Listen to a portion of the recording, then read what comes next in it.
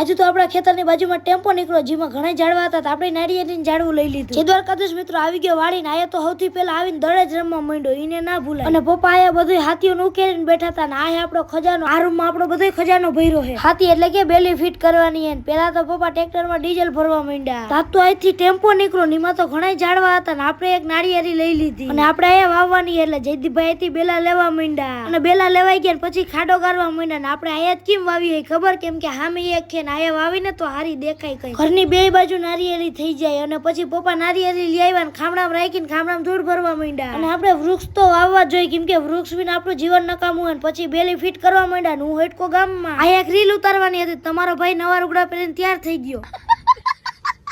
Rail તો ઉતરી ગઈ, પણ અટાણે ટેપ પટ્ટી ખેંચી દુખે બહુ, કેમ કે વાળમાં સોટી જાય છે. હો ભાઈ, તો જેમ તેમ કાંઈ કરીને જેમ તેમ કરીને આપણે ટેપ પટ્ટી તો ઉખેરી નાખીને વાંધો ના આવ્યો. Tata bye bye, mini vlog પૂરો.